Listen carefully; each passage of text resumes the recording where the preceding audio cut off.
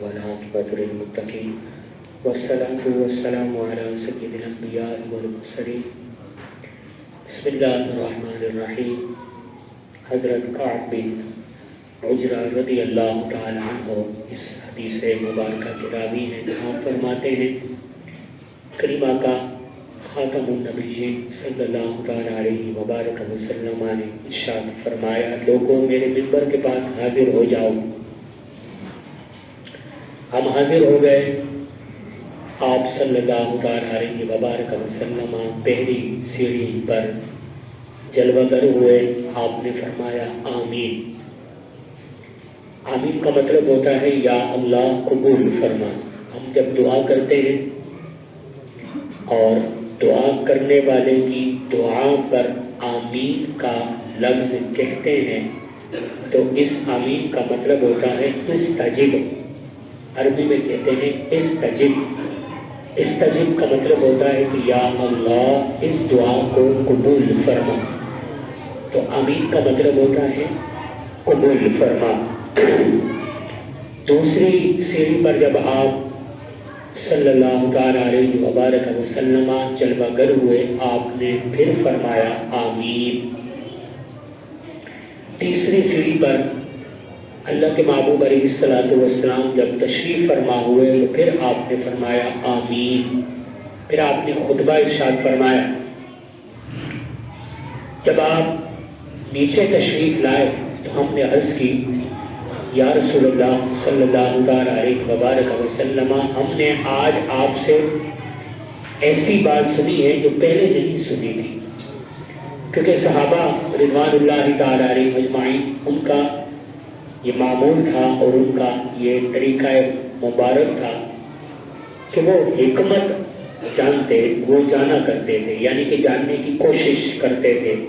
کوئی بھی ایسی بات جس کی حکمت ان پر پوشیدہ ہوتی، مخفی ہوتی، کوئی ایسا فرمان کہ جس کی حکمت ان پر پوشیدہ ہوتی تو وہ سرکار سے عرض گزار ہوتے اور آپ انہیں جو ہے وہ جواب بھی عنایت فرماتے۔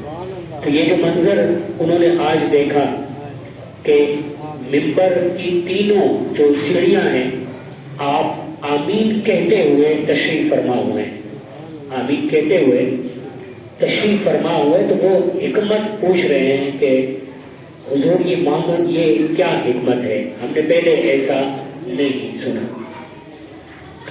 اللہ کے محبوب علیہ السلام نے ارشاد فرمایا، جب میں پہلی سیڑھی پر جلوہ گر ہوا تو سیدنا حضرت جبرائیل علیہ السلام میرے پاس تشریف لے آئے۔ وہ تشریف لے آئے اور جب تشریف لے کر آئے تو دعا کرنے لگے کہ بعد من ادرک رمضان فلم یغفر له قلت آمین۔ بعد من ادرک رمضان فلم یغفر له فقلت آمین، یعنی رحمت الہیہ سے دور ہو جائے وہ بندہ کہ جو رمضان کا مہینہ پائے اور پھر اس کی بخشش نہ ہو، یہ وہ دعا فرما رہے کون؟ حضرت سیدنا جبرائیل علیہ السلام جو فرشتوں کے سردار ہیں، سید الملائکہ، جو وہی لے کر تشریف فرماتے رہے، آتے رہے ہیں، وہ دعا فرما رہے ہیں کہ رحمت الہیہ سے دور ہو جائے وہ بندہ کہ جو رمضان کی سعادت کو پائے پھر اس کی بخشش نہ ہو۔ تو آپ علیہ السلام نے ارشاد فرمایا فقلت، آپ فرماتے ہیں میں نے کہا آمین کہ یا اللہ اس دعا کو قبول فرما لے۔ اب بتائیں دعا کرنے والے کون ہیں، آمین کہنے والے کون ہیں؟ کیا اس دعا کی قبولیت پر کوئی ذرہ برابر بھی شک کیا جا سکتا ہے کہ ذہن میں ایسا گمان آ جائے نعوذ باللہ من ذالک کہ یہ دعا مقبول نہ ہو؟ ایسا نہیں ہو سکتا، ایسا نہیں ہو سکتا۔ دعا کرنے والے سید الملائکہ ہیں اور آمین کہنے والے سید الانبیاء، محبوب انبیاء ہیں، محبوب خدا ہیں، سید الانبیاء ہیں، وہ آمین فرما رہے۔ کہ رمضان کا مہینہ بندہ پائے اور پھر اس کی بخشش نہ ہو. مطلب کیا ہے اس کا؟ اس نے رمضان کے مہینے کو پایا لیکن عام دنوں کی طرح، یعنی کہ رمضان کے علاوہ کے جو دن ہوتے ہیں عام دنوں کی طرح اس نے اس کے دن بھی، اس کی راتیں بھی، اس کے لمحے، اس کے ساعتیں، اس کی گھڑیاں عام دنوں کی طرح گزار دی. کوئی اس نے کوشش تک نہ کی کہ میں اللہ کی بارگاہ میں آؤں، ان مقدس دنوں کو میں اپنے لیے سعادت سمجھوں اور رب کی بارگاہ میں اپنی پیشانی جھکاؤں، ہاتھ اٹھاؤں، قیام کروں، سجدے کروں، عاجزی کا اظہار کروں، ندامت کے آنسو بہاؤں اور رب سے بخشش اور مغفرت کا سوال کروں. وہ نہ کر سکا. عام دنوں کی طرح اس نے دن گزار دیا، عام دنوں کی طرح. تو اس نے تو اپنے ساتھ خود ظلم کیا، وہ تو بدنصیب ہو گیا. اس نے ظلم کیا کہ وہ اللہ کے گھر میں بھی حاضر نہ ہو سکا، اللہ کی بارگاہ میں دعا کے لیے ہاتھ بھی نہ اٹھا سکا، اپنی بخشش کے سوال بھی رب کی بارگاہ میں اس نے نہ کیے. توبہ کی جو ہے نا اسے سعادت بھی نہ ملی. تو یہ جو دعا ہے یہ ان لوگوں کے لیے ہے کہ جو روزوں سے بھی دور رہتے ہیں اور نمازوں سے بھی دور رہتے ہیں.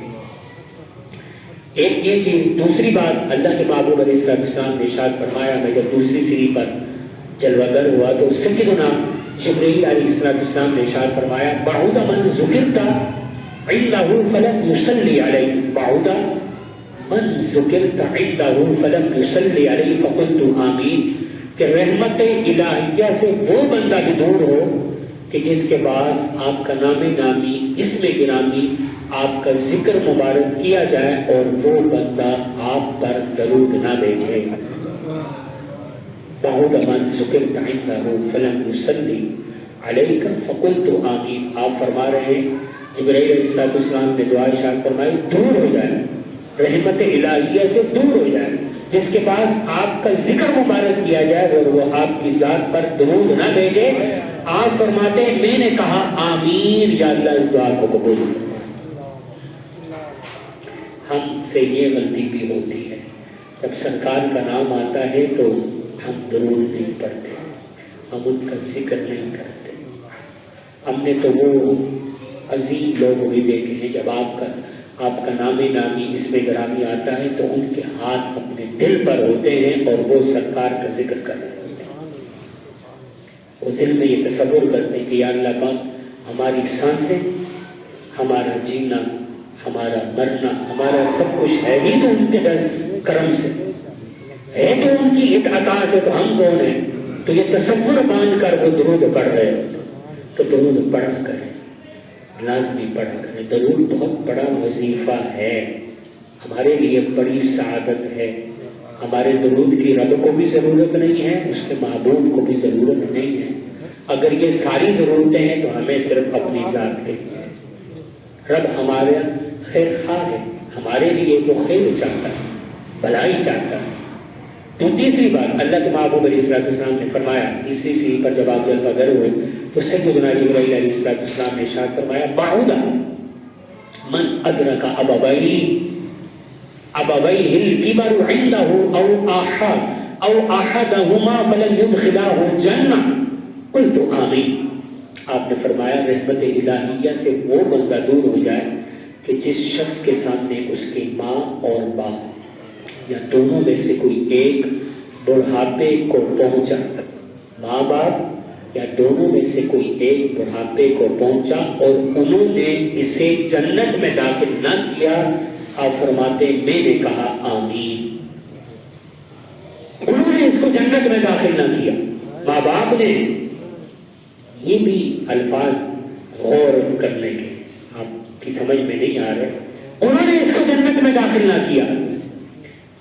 اللہ کے محبوب علیہ السلام کا فرمان ہے نا، تم معمولی نہ سمجھو، یہ جنت کتنی بڑی ہے، کتنی بڑی عظیم دولت ہے، لیکن رب نے ماں کے قدموں کے نیچے رکھ دی ہے. ماں کے قدم اوپر ہے، جنت نیچے ہے، اور باپ کو جنت کا دروازہ بنا دیا ہے. معمولی نہ سمجھو، یہ ہستیاں معمولی نہیں ہیں. جنت کتنی بڑی لیکن قدم ماں کے اوپر ہیں، جنت نیچے ہے، اس کا مطلب ہے رب کو والدین سے محبت ہے، ماں باپ خدا نہیں، خدا سے جدا بھی نہیں، ٹھیک ہے؟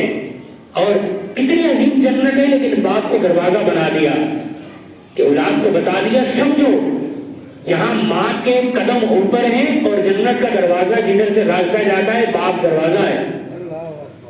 یہ اگر بڑھاپے کو پہنچ گئے اور تم نے ان کی خدمت نہ کی، جوانی میں تو وہ تمہاری خدمت کرتے رہے نا، جوانی میں تو تمہیں پالتے رہے، تمہیں بڑا کرتے رہے، تمہاری ضروریات کا خیال کرتے رہے، تمہیں رونے تک نہ دیا، تمہیں گیلا ہونے نہ دیا، تمہارے بستر کو گیلا نہ ہونے دیا، تمہیں بھوک جو ہے تمہیں لگتی تھی تو اپنا کھانا بھی تمہیں دیتے رہے، اپنی آسائشیں، اپنی ضروریات، اپنا سب کچھ انہوں نے تمہاری خاطر قربان کر دیا، اپنی خواہشات قربان کر دی، کس کے لیے؟